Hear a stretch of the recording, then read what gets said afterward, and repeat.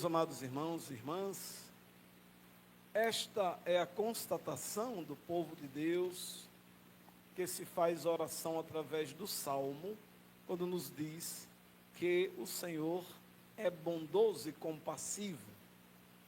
São, digamos, duas características de Deus que a comunidade de fé atribui, que é a bondade infinita e a compaixão.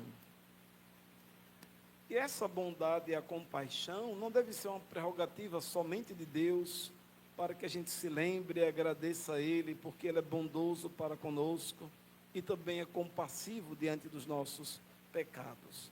Mas essa também deve ser uma prática, fruto do esforço nosso de cada dia, em ser bondoso e também compassivo. A bondade, ser bondoso, aliás, quer dizer ter a predisposição para fazer o bem sempre, nunca se render à lógica do mal, da maldade, mesmo se às vezes a lógica da maldade é algo que parece ser comum no mundo inteiro, na sociedade, o olho por olho, dente por dente, pagar o mal que recebeu, né? Essa, digamos, a lógica da vingança permeia a cabeça das pessoas, mas não deve permear a cabeça e o coração de quem se diz cristão. Quem se diz cristão deve entender que a lógica do mundo é uma, mas a lógica que ele deve assumir é outra, e ele precisa ser contra a corrente, até mesmo com o perigo de ser chamado de antiquado, de fraco, de mole, de tantas outras coisas que se pode dizer. Mas vamos à palavra de Deus de hoje, para a gente entender ainda melhor tal palavra que eu falei. Em primeiro lugar, nós encontramos essa belíssima passagem do livro de Samuel. A figura de Saul e de Davi são figuras emblemáticas no Antigo Testamento. Foram dois reis muito conhecidos.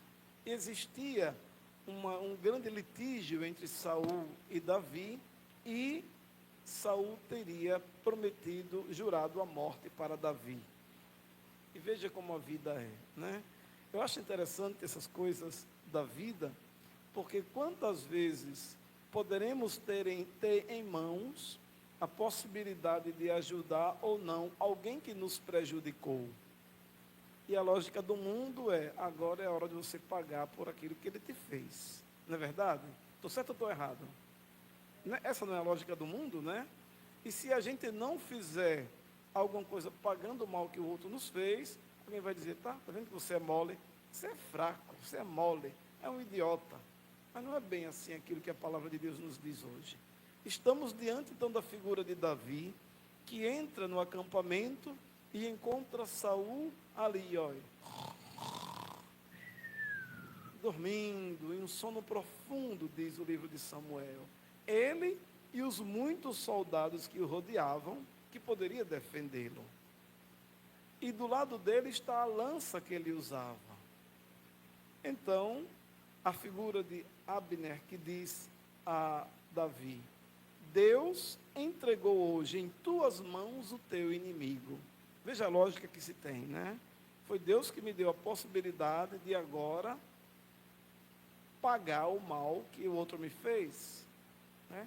Não é Deus que coloca, são as coisas da vida. Às vezes até a vida nos propõe esses momentos para nos testar. Qual vai ser a nossa atitude diante daquele que tentou nos prejudicar e que agora temos em nossas mãos a possibilidade de ajudá-lo? E aí então, Abner diz isso a Davi. Deus entregou hoje em tuas mãos o teu inimigo. Vou cravá-lo em terra com uma lançada, e não será preciso nem repetir o golpe. De uma lançada só, Davi poderia se livrar do homem que estava lhe prometendo matar. Mas veja o que é que Davi diz. Antes de dizer qual a resposta de Davi, eu queria fazer um parágrafo aqui. O verdadeiro rei de Israel é Javé, é o Senhor Deus. E todo rei que assume o poder, ele deve ser ungido, porque ele vai administrar em nome de Deus. Então, o rei Salomão, o rei Davi, o rei Saul, eram como se embaixadores de Deus, governavam em nome de Deus. Naquela época, eles acumulavam os três poderes, o executivo, o legislativo e o judiciário. O executivo, porque era ele quem executava tudo, comprava, vendia, negociava com outros reis. O legislativo, porque era ele que colocava as leis para ser vividas. E o judiciário, porque o rei também julgava as contendas do reino. Se duas famílias estavam em questões, levavam ali até o rei para que ele decidisse. E a palavra que o rei decidisse não voltava atrás. Então, para isso, o rei deveria ser ungido, consagrado, como o rei de Israel, representante de Javé, diante do povo de Deus, porque ele também deveria ser um homem não somente de inteligência para administrar e de fazer leis, mas também para decidir, para julgar. Então precisava ter a sabedoria do alto para poder decidir as coisas para as pessoas. Mas é interessante, então, fechando parêntese, né? A gente encontra aquilo que Davi diz: não o mates, pois quem poderia estender a mão contra o ungido do Senhor e ficar impune? Então, Davi poupa a vida de Saul, recordando que ele era um ungido de Deus. E a palavra diz que não passa impune aquele que atenta contra a vida do ungido do Senhor. Veja como é interessante. Mas, ao mesmo tempo, Davi transmite a Saul uma lição muito bonita. O que é que ele faz? Pega a lança de Saul e a bilha de água, vai para fora do acampamento e de lá grita: mande um dos seus servos vir pegar a tua lança que está comigo. Imagine o susto que Saul teve quando se acordou e viu que a lança não estava ali onde ele colocou, mas estava nas mãos de Davi. Vocês perceberam? Ele deve ter colocado a mão na cabeça e ter dito: meu Deus do céu, Davi poderia ter me matado e não me matou. E olha que eu merecia ser morto por ele, porque eu estava prometendo ele de morte. Né? Sem dúvida, isso aqui remexeu com a consciência de Saul, porque Davi poupou-lhe a vida. E é justamente essa lógica que Jesus no Evangelho vem nos transmitir, essa passagem maravilhosa do Evangelho de Lucas. Em primeiro lugar, eu gostaria de fazer uma pequena ligação entre a segunda leitura da carta de Paulo aos Coríntios e o Evangelho de hoje. Paulo fala do primeiro Adão, que é o homem natural, como ele diz, e o segundo Adão, que é o homem sobrenatural ou espiritual. O primeiro Adão, homem natural, veio da terra. Deus fez o homem da terra e soprou nas suas narinas o sopro da vida, como diz o livro do Gênesis. Então veio da terra, da natureza. O outro desceu do céu, se encarnou no seio de uma virgem, se fez homem por amor a nós. Então é o Adão espiritual, o homem espiritual. E Paulo coloca essa dualidade entre o homem natural e o homem espiritual, para recordar que nós trazemos na natureza nossa essa natureza de Adão, que é a natureza pecadora, aquela natureza da queda, né? Aquela natureza que nos leva muitas vezes a julgar o irmão, a prejudicar o próximo. Mas também Paulo lembra o homem espiritual, que é o homem celeste, que nos convida a olhar para o céu e recordar que nós estamos caminhando para ali. Portanto, todas as nossas ações, mesmo sendo do homem natural, elas refletem no ser espiritual, no homem espiritual, como diz Paulo. Ou seja, não existe a separação aí. Eu agora quero ser somente homem natural, vou prejudicar meu irmão, vou falar mal dos outros, vou fazer fofoca, vou causar briga entre as pessoas, tal e tal. Não. Eu convivo com as duas realidades juntas, o homem natural e o homem espiritual, e me esforço para viver as coisas do céu, viver a minha espiritualidade na união com Deus, enquanto estou peregrinando aqui na terra.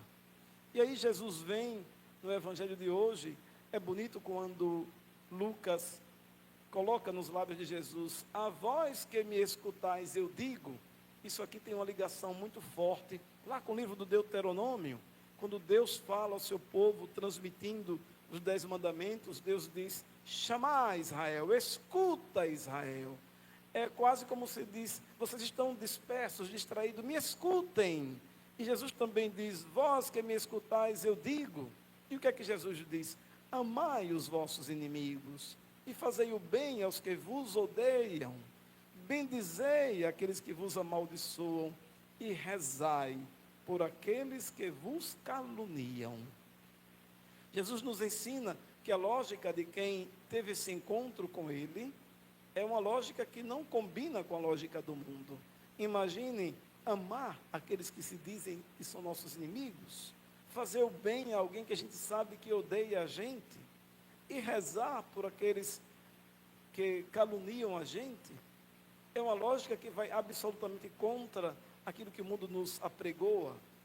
Depois, Jesus exagera um pouco, quando ele diz: se alguém te der uma bofetada, ofereça também a outra, né? Se alguém te tomar o manto, manda também levar a túnica. Se alguém te pedir, e se alguém tirar o que é teu, não peças que devolva. E o que Jesus quer dizer com isso? Será que a gente tem que ser assim tão, sei lá, relaxados, tão, né, distraídos, não ter atenção com nada? Ou será que Jesus quer dizer outra coisa? Na verdade, Jesus quer dizer, sabe o quê? Que a nossa predisposição deve ser sempre para o bem, porque trazemos conosco a marca do homem espiritual. O homem espiritual sabe que as coisas da terra são muito importantes, são importantíssimas para a nossa vida de cada dia, mas não é o essencial da nossa vida. Quantas vezes nós brigamos tanto por aquilo que é material, quantas famílias se dividem, brigam na hora da repartição dos bens. Às vezes, quando os pais estão vivos, é aquela alegria, aquela amizade, aquele amor, aquela união tão bonita, que a sociedade toda fica impressionada, como esses irmãos se gostam, como é bonito eles. Depois, quando o pai e a mãe morrem, vai falar de repartição de herança, né? Tem uma música do século passado que dizia: dinheiro na mão é vendaval, né? Uma música bem antiga. E tem um trecho que ele diz bem assim: irmão desconhece irmão. Agora não estou bem lembrado da frase, mas ele diz: irmão desconhece irmão. Ou seja, na hora de coisas materiais, o homem se transforma de tal modo, o homem, como diz aqui Paulo, o homem natural, se transforma de tal modo na fera que é na natureza humana, que até briga com seu irmão que quer tanto bem. Muitas vezes nós brigamos tanto por coisas materiais e esquecemos que tudo passa, que nós não podemos, pelos bens materiais, garantir a vida eterna. E o que é que garante para nós a vida eterna? Aí Jesus continua e diz, estamos aí no versículo 35, se amai os vossos inimigos, fazei o bem e emprestai, sem esperar coisa alguma em troca, então vossa recompensa será grande e sereis filhos do Altíssimo, porque Deus é bondoso também para com os ingratos e os maus. A lógica do Evangelho nos ensina isso. E continua Jesus dizendo: sede misericordiosos, como também o vosso Pai é misericordioso. Não julgueis, e não sereis julgados. Não condeneis, e não sereis condenados. Perdoai, e sereis perdoados. Então, a lógica do tratamento de Deus para conosco é a medida com a qual medimos também o nosso irmão. Isso é experiência pessoal, mas eu creio que todos nós também vivemos isso. Quantas vezes a gente tratou uma pessoa com rispidez, falou uma palavra que não devia ter dito ao outro, e depois a gente se arrepende: oh meu Deus, eu não devia ter dito isso àquela pessoa, não deveria ter tratado aquela pessoa daquele jeito, por que eu fiz isso? Oh meu Deus, me perdoe. Isso acontece corriqueiramente com a gente o tempo todo, né? A não ser que a gente seja tão relaxado que a gente dá coice no povo, fala mal, prejudica o irmão e nem percebe. Aí é muita displicência, né? Nós temos a nossa consciência, que sempre nos aponta que talvez a gente falou demais e machucou o irmão, talvez a gente riu demais e zombou da cara do próximo, talvez a gente fez um gesto que machucou o irmão. Isso é uma coisa natural para quem tem a consciência bem formada. E nós, quando caímos em nós, ou caímos em si, a gente diz: oh, por que eu fiz aquilo, Senhor? Me perdoe, Senhor. Nós percebemos o nosso erro e pedimos perdão a Deus. E essa deve ser uma prática natural, senão a gente não está alimentando a nossa consciência nos ditames do Evangelho. Estamos vivendo como se tudo tivesse certo, estava tudo bem, e assim vamos atropelando todo mundo. Quem se machucou, paciência, que se vire. E quando a gente cai em nós mesmos e percebe que pecamos, podemos sim recomeçar. E a maneira que a gente quer que Deus nos trate com misericórdia, deve ser a maneira que eu também devo tratar meu irmão. Se eu ofendi meu irmão, se meu irmão me ofendeu, aliás, e vem me pedir desculpas, eu devo tratá-lo da mesma maneira que quando eu ofendo a Deus, eu peço perdão, a misericórdia. É por isso que Jesus, concluindo o texto do Evangelho de hoje, diz: porque com a mesma medida com que medirdes os outros, vós sereis medidos. Como eu quero que Deus me meça, como diz aqui o texto do Evangelho? Será que é com a medida da misericórdia ou é com a medida do justo juiz, que é justo e pronto? Então, aí cabe a gente refletir. Eu prefiro que Deus seja para comigo misericordioso, porque eu sou um miserável pecador. Mas eu também tenho que pedir a Deus a graça de ser misericordioso com quem me ofende, senão não mereço a misericórdia de Deus. O Evangelho, então, e a liturgia da palavra nos convida a fazer essa revisão de vida. Estamos daqui a pouco quase na quaresma, né? E a quaresma nos abre as portas de refletirmos mais sobre nossa conversão. É bom que a gente já vá, desde agora, nos questionando, né? Que como eu estou vivendo a minha vida? Esse ser, esse Adão natural, como Paulo fala, ele está sempre sobre o Adão sobrenatural, o Adão espiritual, ou seja, aquilo que é humano está mais me interessando do que aquilo que é espiritual. Como é que está a minha alma para Deus? Eu tenho buscado estar mais em oração com Deus, na intimidade com Ele. Eu estou buscando eliminar os focos de contendas, de guerras, de brigas, de divisões entre eu e meus amigos, entre eu e minha família. Eu estou procurando gerar paz na minha família para que tenhamos um clima agradável de convivência. Como eu estou vivendo a minha vida espiritual? Estou dando escuta à palavra de Deus, que sem dúvida vem aconselhar coisas boas para mim, para a minha vida? Ou eu prefiro ouvir mais o mundo e a lógica que o mundo me ensina, que muitas vezes me ajudam a me afastar do Evangelho? Peçamos ao Senhor a sua graça, a sua misericórdia, que Ele nos conceda sempre o dom da sabedoria, para que possamos, na alegria do Evangelho, responder dia a dia ao Senhor que nos convida a segui-lo, amando-nos uns aos outros, como Ele nos amou. Amém.